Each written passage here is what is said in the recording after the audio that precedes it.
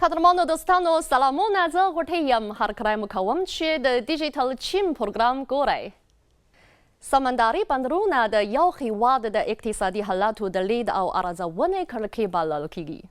نړیوال سمندري ترانسپورت په چین کې د مالونو د وارداتو او صادراتو 15 سلنه دندې ترسره کوي. په تیرو څو کلونو کې د چین د بندرونو د ابادۍ چارې ښې ترسره شوي او په سمندر کې یې د مالونو د لیږد راره پراخه او اوږده غځېدلې ده.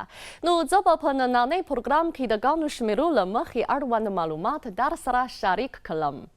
د 2024 کال په لومړۍ نیمایي کې د چین په بندرونو کې د مالونو د لیږد د عمومي اندازه که په 8 میلیارډو او 580 میلیونو ټنو ته رسېدلی چې دغه شمېر د تېر 2023 کال د ورته شمېر په پرتله په 0.4 لوړوالی ښودلی دی.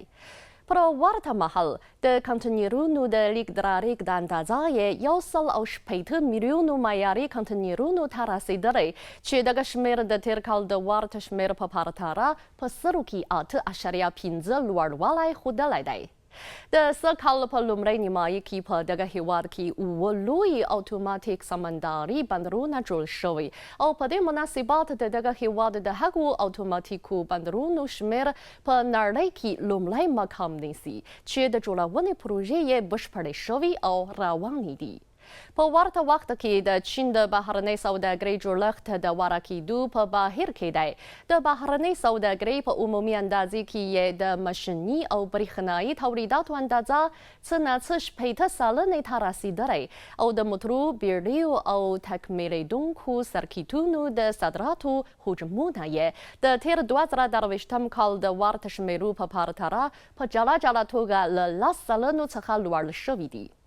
سمندري ترانسپورت په ګرد کورې کې د مالونو د سوداګرۍ بنسټ بلل کیږي. په 2023 کال کې د چین د بهرنۍ سوداګرۍ سمندري ترانسپورتي اندازه د نړۍ په عمومي اندازې کې په 100.1 برخه نیسي. د سوداګرۍ د نړیوال سازمان تازه شمېرې ښیي چې د مالونو د نړیوالې سوداګرۍ اندازه په 2023 کال کې د برابرۍ په حال کې وه او د 2024 کال په لومړۍ روبۍ کې یې اندازه د زیاتوالي په حال کې وه. د نړیوالې سوداګرۍ له زیاتوالي سره سم ترانسپورتي بیړیو ته نړیوالې اړتیاوې هم لوړې شوي دي. اړوندې شمېرې ښیي چې په ټولې نړۍ کې د نویو بیړیو د تولید 80 سلنې سپارښتنې د چین لخوا اخیستل شوی دی. درنو دوستانو د ډیجیټل چین نننۍ پروګرام په همدې ځای پای ته ورسید. بریالي اوسئ.